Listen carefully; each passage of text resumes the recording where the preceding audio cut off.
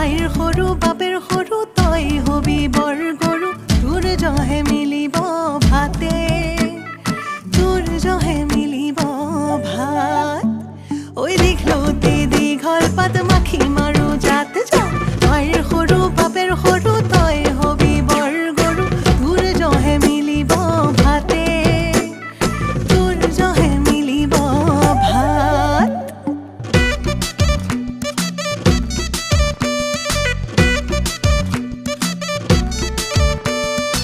আলি দি কাটিলো